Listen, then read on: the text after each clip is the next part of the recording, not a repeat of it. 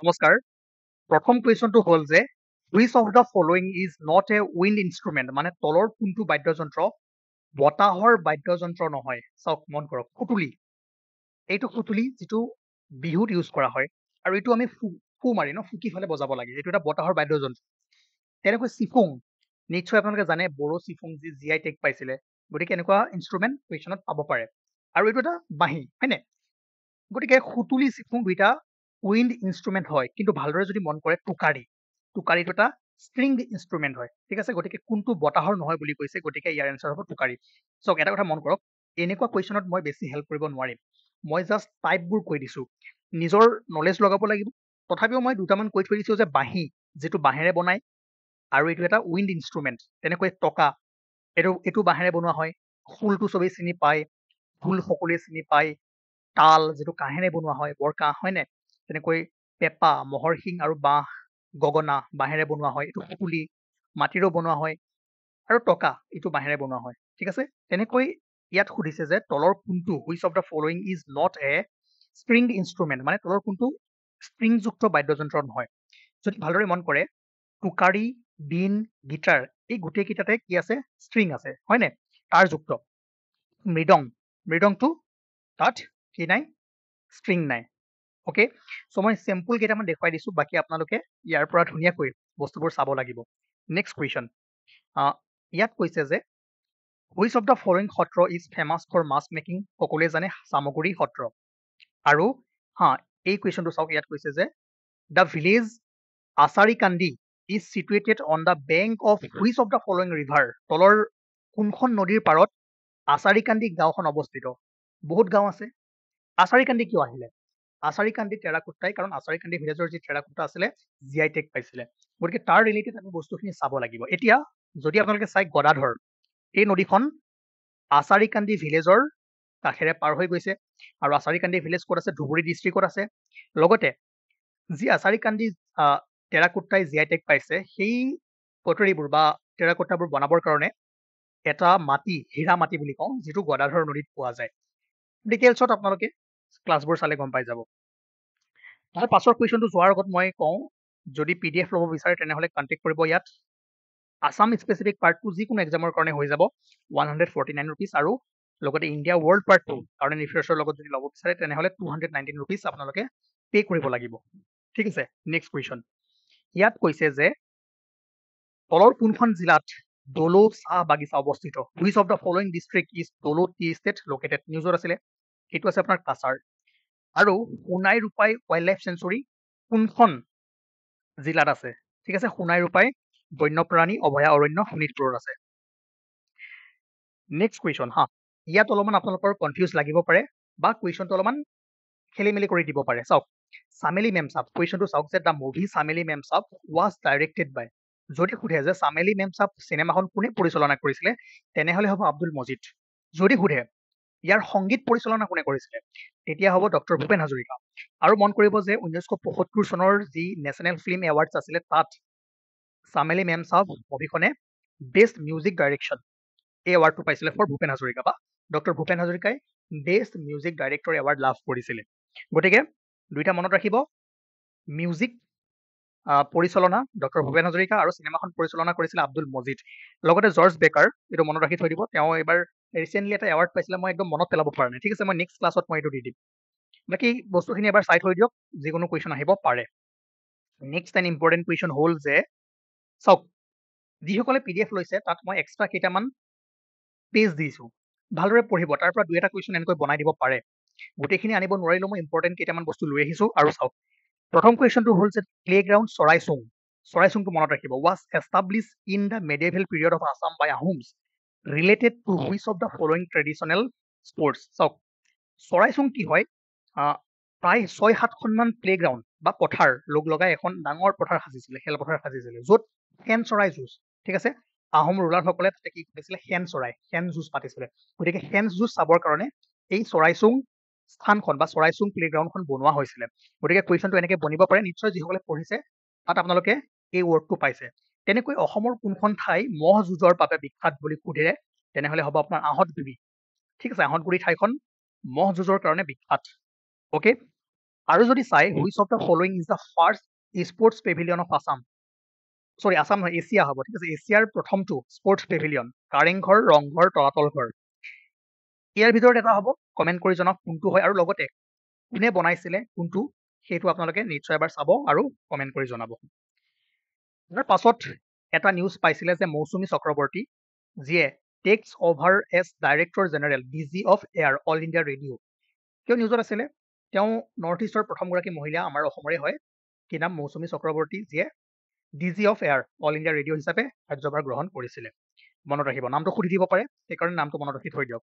তাৰ পাছত এখন ইম্পৰ্টেণ্ট চিনেমা হ'ল, মই সেইদিনাখন দিব পাহৰিলোঁ, ইয়াৰ লগতে মিনি, যিখন ৰাষ্ট্ৰপতি ভৱনত স্ক্ৰিনিং হৈছিলে, ঠিক আছে, মিনি। আৰু ইয়াৰে টি গাৰ্ড, টি ৱৰ্কাৰ্ছৰ ওপৰত বেছ কৰা আছিলে মিনি চিনেমাখন। সুধিব পাৰে যে কোন কিহৰ ওপৰত বেছ কৰি।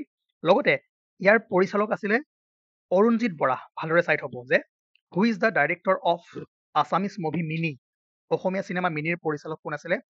অৰুণজিৎ বৰা।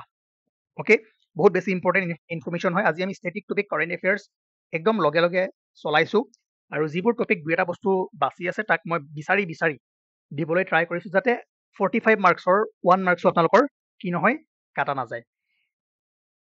এনেকৈ যদি মন কৰে, the statue of Vellore, recently আপোনালোকে জানে হলংপাৰ, যোৰহাট ডিষ্ট্ৰিক্টৰ এখন গাঁও বা ঠাই হলংপাৰ, য'ত প্ৰাইম মিনিষ্টাৰ নৰেন্দ্ৰ মোদীয়ে 125 ফিট টল ষ্টেচু লাচিত বৰফুকনৰ কি কৰিছিল, ইনগ্ৰেট কৰিছিল। চাওক, আমি 2024ৰ অভাৰঅল কাৰেণ্ট এফেয়াৰ্ছ পঢ়ি আছোঁ, ইয়াত কোনো মান্থ আমি লোৱা নাই। 2024 যিমানবোৰ ইভেণ্ট হৈছে সেইবোৰ আমি জানে, আমাৰ এইটো প্ৰায় 15-16 নম্বৰমান ক্লাছ হ'ব।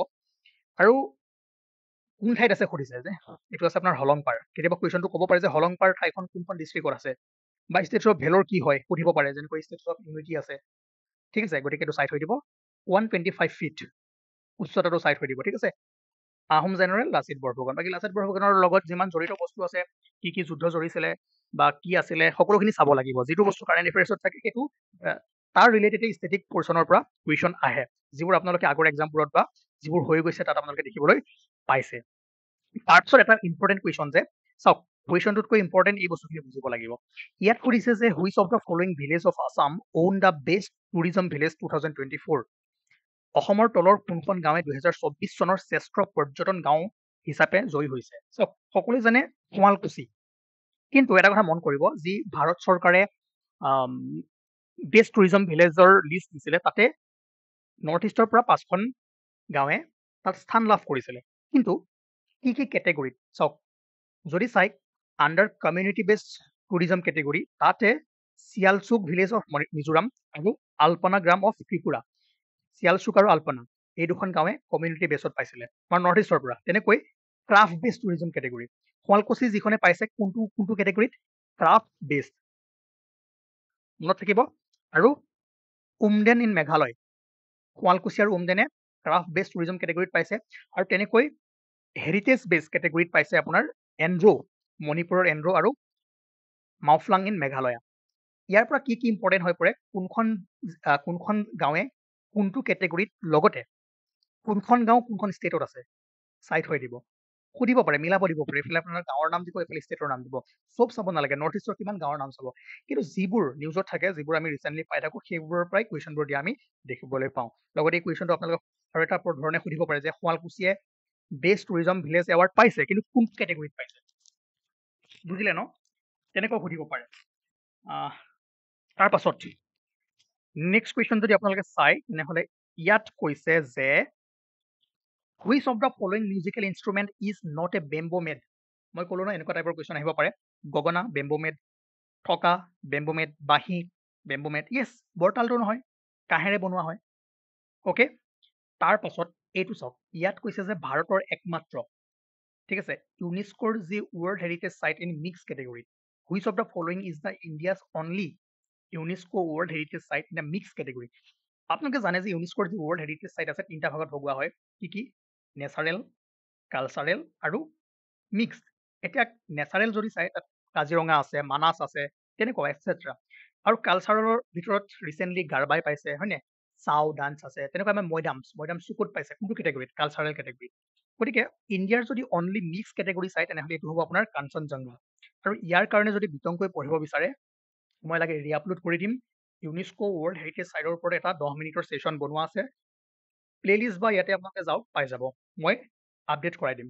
আৰু লগতে কেইজনমান মহান ব্যক্তি বা অসমৰ পাৰ্চনেলিটিজৰ নাম চাই থৈ দিব। অচ্যুত লহকৰ, যি ফাদাৰ অফ আমি যিবোৰ ভ্ৰাম্যমাণ থিয়েটাৰ আছে, ভ্ৰাম্যমাণ থিয়েটাৰৰ ফাদাৰ বুলি কওঁ, আৰু নৰহৰি বুঢ়া ভকত, যি ভোৰতাল নৃত্য, বৰপেটাৰ ভোৰতাল নৃত্যৰ জনক বুলি কওঁ বা পিতৃ বুলি কওঁ। আৰু ভোৰতাল নৃত্যটো বৰপেটা ডিষ্ট্ৰিক্টতে কি হৈছিল, জন্ম হৈছিল। অ'কে, তেনেকৈ আৰু এজন ব্যক্তিৰ নাম মনত ৰাখিব, দ্ৰোণা ভূঞা। তেওঁ ওজাপালিৰ লগত জড়িত। কিয়নো আপোনালোকে জানে 2024ত দ্ৰোণা ভূঞাই কি পাইছিলে, পদ্মশ্ৰী এৱাৰ্ড পাইছিলে। কিহৰ লগত জড়িত জানে? ওজাপালি সুধি দিব পাৰে। বা পাৰ্বতী বৰুৱা, সকলোৱে জানে, হাতীকাপৰি। সৰ্বেশ্বৰ বসুমতাৰী এগ্ৰিকালচাৰৰ লগত জড়িত। এতিয়া কুৱেশ্যনটো সুধিছে যে তলৰ কোনজনে কি পোৱা নাই, অসমৰ পৰা পদ্মশ্ৰী লাভ কৰা নাছিলে 2024 চনত। পূৰ্ণিমা দেৱী বৰ্মনে লাভ কৰা নাছিলে। বাকী এই তিনিগৰাকীয়ে কৰিছিলে। কিহৰ লগত জড়িত মই অলৰেডি কৈ দিলো। আৰু লগতে যদি চাই 2024 চনত পূৰ্ণিমা দেৱী বৰ্মনে হোৱাইটলি গ'ল্ড এৱাৰ্ড লাভ কৰিছিলে। জানে তেওঁ আপোনাৰ হাৰগিলা আৰ্মি, হয়নে? ত' প্ৰকৃতি প্ৰেমী। গতিকে আমিতো আগতে চাইছো ইয়াৰ বিষয়ে। বাকী কুৱেশ্যনটো এনেকৈ বনিব পাৰে, আৰু কোনজন ব্যক্তি কিহৰ লগত জড়িত সেইটো সুধিব পাৰে। তেনেকুৱা কুৱেশ্যন এটা মই আকৌ কৰাবলৈ গৈ আছো অলপ পাছত। ইয়াত চাওক, বৃন্দাবনী বস্ত্ৰ জানিব লাগিব। কুৱেশ্যন আহিব পাৰে, নিউজত আছিল। মেইন কি চাব ষ্টেটিক পৰ্চনটো, যে বৃন্দাবনী বস্ত্ৰ শ্ৰীমন্ত শংকৰদেৱে সৃষ্টি কৰিছিলে। কাৰ অনুৰোধত? কোচ কিং নৰনাৰায়ণ আৰু তেওঁৰ ভাতৃ চিলাৰায়। তেওঁলোকৰ অনুৰোধত বৃন্দাবনী বস্ত্ৰ শ্ৰীমন্ত শংকৰদেৱে আৰম্ভ কৰিছিলে। আৰু এই বস্ত্ৰখন যে বৈছিলে, তাৰ লিডাৰ কোন আছিল জানেনে? মানে কোনে লিড কৰিছিলে? তেওঁৰ নাম আছিল গোপাল। পিছত আমি কি জানো, মথুৰা দাস বুঢ়া আটা। কোনখন সত্ৰ নিৰ্মাণ কৰিছিলে? কানেক্ট কৰক। যিবোৰ অসমৰ সত্ৰৰ ওপৰত এটা ছেশ্যন দিয়া আছে তাৰ লগত কানেক্ট কৰক। বস্তুবোৰ আপোনালোকে এনেকৈ কানেক্ট কৰিব লাগিব। ঠিক আছে। গতিকে যদি সুধিব পাৰে যে বৃন্দাবনী বস্ত্ৰ যোনে বৈছিলে তাৰ লিডাৰ কোন আছিল? মথুৰা দাস বুঢ়া আটা। অ'কে, আৰু মন কৰিব যে বৃন্দাবনী বস্ত্ৰত কিহৰ বিষয়ে আমি পাওঁ? শ্ৰীকৃষ্ণৰ বৃন্দাবনত শ্ৰীকৃষ্ণৰ যিখিনি লীলা আছিলে, শ্ৰীকৃষ্ণৰ যি কাহিনী আছিলে, সেই সকলোবোৰ এই বৃন্দাবনী বস্ত্ৰতে অংকন কৰিছিলে। ঠিক আছে, মনত ৰাখিব। ইম্পৰ্টেণ্ট হৈ পৰি যায় আপোনালোকৰ কাৰণে। পাছত ইম্পৰ্টেণ্ট কুৱেশ্যন হ'ল যে ইয়াত কৈছে চক্ৰশিলা ৱাইল্ড লাইফ চেঞ্চুৰী বা চক্ৰশিলা অভয়া অৰণ্যৰ বিষয়ে। প্ৰথম ষ্টেটমেণ্টটো চাওক, Chakrashila wildlife sanctuary located in Karbi Anglong. এইটো ভুলেই হৈ যায়। জানে কাৰ্বি আংলঙত নাই, ক'ত আছে? ধুবুৰী আৰু কোকৰাঝাৰত পাৰ্টলি আমি পাওঁ। তেনেকৈ ইয়াত কৈছে যে it is situated partly in Karbi Anglong and partly in Dima Hasao. এইটো ভুল। ক'ত আছে? It is situated partly in Kokrajhar আৰু it is situated in partly in Dhubri. গতিকে কোনটো শুদ্ধ হ'ব? 3 and 4 অনলি। আৰু চাওক, যদি দুইটা নাথাকে, এটা থাকে, আপোনালোকে মাৰি থৈ আহিব। যদি অপশ্যনত ধৰক কাৰ্বি আংলং, নগাঁও, মৰিগাঁও, ধুবুৰী থাকে, তেনেহ'লে ধুবুৰী। বেছি আপোনালোকে ভাবিব নাযাব, বেছি আপোনালোকে নিজেই হেৰি হ'ব নাযাব। ঠিক আছে, গভমেণ্ট হ'ব নাযাব। তাৰপিছত ইয়াত কৈছে যে তলৰ কোনটো স্মল স্কেল ইণ্ডাষ্ট্ৰি হয়। চাওক, যি 7টা পেজ আছিলে ইণ্ডাষ্ট্ৰিৰ ওপৰত, চাব, জুট মৰাপাট ডাঙৰ হয়, পেপাৰ ডাঙৰ হয়। এতিয়া চাওক, টেক্সটাইল আৰু হেণ্ডলুমৰ ভিতৰত টেক্সটাইলটো যদি চাই আপুনি লাৰ্জতে পাব। ঠিক আছে, কিন্তু হেণ্ডলুমটো এইটো আপোনাৰ ক্ষুদ্ৰ ব্যৱসায়, স্মল স্কেল ইণ্ডাষ্ট্ৰিত আমি পেলাওঁ হেণ্ডলুম। নেক্সট ইম্পৰ্টেণ্ট কুৱেশ্যন, ইয়াত কৈছে যে প্ৰাচীন কালত ডিউৰিং দ্য এনচিয়েণ্ট পিৰিয়ড অসমৰ ৱেষ্টাৰ্ণ বাউণ্ডৰী কোনখন নদী আছিলে? ঠিক আছে, কাৰাটৈয়া। মনত ৰাখিব। জানে এখন অসমখন এইফালে ইষ্ট, ৱেষ্টৰ যি বাউণ্ডৰী আছিলে প্ৰাচীন সময়ত, কোনখন নদী আছিল? কাৰাটৈয়া বা চাদা নীৰা। তাৰপিছত ইয়াত এটা ইম্পৰ্টেণ্ট কুৱেশ্যন হ'ল যে ইয়াত কৈছে তলৰ যিখিনি ব্যক্তি আছে তেওঁলোকৰ ভিতৰত অসমৰ পৰা কোনে কোনে জ্ঞানপীঠ এৱাৰ্ড, জ্ঞানপীঠ বঁটা লাভ কৰিছে? চাওক, হোমেন বৰগোহাঁইক যদি বাদ দিয়ে তেনেহ'লে নীলমণি ফুকন, মামণি ৰয়ছম গোস্বামী আৰু বীৰেন্দ্ৰ কুমাৰ ভট্টাচাৰ্য, তিনিগৰাকী ব্যক্তিয়ে কি পাইছে? অসমৰ পৰা জ্ঞানপীঠ বঁটা লাভ কৰিছে। কিন্তু ইম্পৰ্টেণ্ট কি হয়? চাওক, এনচাৰটোতো 1, 2 and 4 হ'বই, কিন্তু লগতে কোনকেইখন গ্ৰন্থৰ বাবে কিমান চনত? যিটো বস্তু আপোনালোকে পাই আহিছে এবাৰ, সেইটো এবাৰ চকু ফুৰাই থৈ দিব, গ্ৰন্থকেইখন আৰু কিমান চনত। তাৰ পাছৰ কুৱেশ্যনটো হ'ল যে ইয়াতে কেইখনমান বুকৰ নাম দিয়া আছে, কিতাপৰ নাম দিয়া আছে, আৰু এইফালে কবিৰ নাম দিয়া আছে। সকলোৱে জানে ইয়াৰউইংগম কাৰ আছিলে? বীৰেন্দ্ৰ কুমাৰ ভট্টাচাৰ্য। তেনেকৈ অসীমত যাৰ হেৰাল সীমা কাঞ্চন বৰুৱা, আমি জানো। আত্ম অনুসন্ধান হোমেন বৰগোহাঁই, আৰু ধন্য নৰ তনু ভাল সৈয়দ আব্দুল মালিক। অঘৰী আত্মাৰ কাহিনীও আছে ন সৈয়দ আব্দুল মালিকৰ, মনত ৰাখি থৈ দিব। গতিকে প্ৰেক্টিচ কুৱেশ্যন, সেইকাৰণে আপোনালোকে ইয়াতো কি হ'ব কৰি দিয়ক। মই যোৱাকালি এটা ক'ৰবাত এনেকৈ দিওঁতে ভুল হৈ গ'ল, কিন্তু ইয়াত ঠিকে কৈছিলোঁ, সেইকাৰণে আজি ইয়াত মাৰা নাই। আপোনালোকে মাৰি ল'ব। আৰু এইটো বাদ দিয়ক এতিয়া। নেক্সট কুৱেশ্যন, এইটো ইম্পৰ্টেণ্ট হয়। ইয়াতে আপোনালোকৰ কিছুমান ডেৰ নাম দিয়া আছে আৰু কিমান তাৰিখে পালন কৰা হয়। চাওক, এটা বস্তু ভুল নকৰিব, ৰাভা দিৱস আৰু শিল্পী দিৱস। ৰাভা দিৱস আমি কলাগুৰু বিষ্ণুপ্ৰসাদ ৰাভাৰ মৃত্যু তিথিত, জন্ম নহয়, কুৱেশ্যন এবাৰ আহিছে মৃত্যু তিথি নে জন্ম তিথি, ঠিক আছে, ৰাভা দিৱস আমি মৃত্যু তিথিত পালন কৰোঁ। তেনেকৈ শিল্পী দিৱস ৰূপকোঁৱৰ জ্যোতিপ্ৰসাদ আগৰৱালাৰ মৃত্যু তিথিত আমি পালন কৰোঁ, ঠিক আছে, জন্ম নহয় মৃত্যুৰ তিথি। শিল্পী দিৱস কাৰ? ৰূপকোঁৱৰ জ্যোতিপ্ৰসাদ আগৰৱালাৰ মৃত্যু তিথিত, ডেথ এনিভাৰ্চাৰী। গতিকে শিল্পী দিৱস 17 জানুৱাৰী, ৰাভা দিৱস 20 জুন, লাচিত দিৱস 24 নৱেম্বৰ, মেডাম মেফি 31 জানুৱাৰী। অ'কে, তেনেকৈ এইটো বহুত ইম্পৰ্টেণ্ট হৈ পৰে 100 নম্বৰ কুৱেশ্যনটো। ইয়াত কৈছে যে পাৰ্চনেলিটিৰ নাম আৰু কিহৰ লগত জড়িত, কোনটো ফিল্ডৰ লগত জড়িত। চাওক, যতীন গোস্বামী ৰিচেণ্টলি নিউজত আছে। যতীন গোস্বামী তেওঁ সত্ৰীয়া ডান্স, ঠিক আছে, মনত ৰাখিব। A3 Jatin Goswami Sattriya dance. দীপক শৰ্মা আছিল নিউজত, বাঁহী বাদক, ঠিক আছে, বেছ বহুত ভাল বজায়। জাহ্নু বৰুৱা সকলোৱে জানে, ফিল্ম মেকিং এণ্ড ডাইৰেকশ্যন। তেনেকৈ পাৰভিন চুলতানা ক্লাছিকেল মিউজিক, ঠিক আছে। এইখিনি আপোনালোকে চাব আৰু ইয়াৰ পৰা কুৱেশ্যন অহাৰ চান্সেছ আছে। মই বাছি বাছি যদি পাৰোঁ 19ৰ আগলৈকে, চাওক, চাউণ্ড যদি প্ৰব্লেম আছে মাফ কৰিব, মই বাহিৰত আছোঁ, বহুত হাল্লাৰ মাজতো মিলাই কৰি ক্লাছটো মই দিছোঁ যাতে আপোনালোকৰ ৱেষ্ট নহয়। আৰু সকলোকে ভোগালী বিহুৰ শুভেচ্ছা জনাইছোঁ। আৰু বহুত মানে বিহুৰ জানেই কিমান অলপ এনজয় হৈ থাকে, তাৰ মাজতে 10 মিনিট সময় উলিয়াই এইখিনি কৰিবলৈ ট্ৰাই কৰিছোঁ।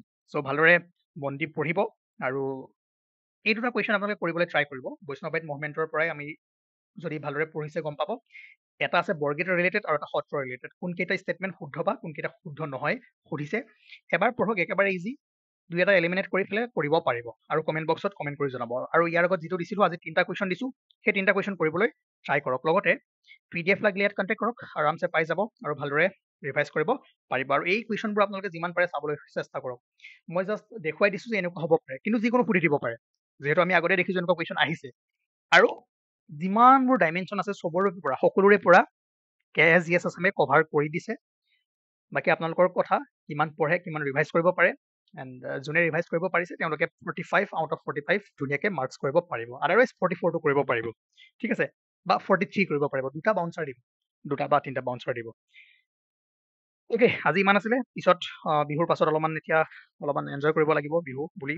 চ' ঠিক আছে, আপোনালোকেও কৰক। সকলোকে ভোগালী বিহুৰ শুভেচ্ছা জনালোঁ। ভালদৰে খানা খাওক আৰু পৰীক্ষাৰ কাৰণে প্ৰিপেৰেশ্যন কৰক। Thank U.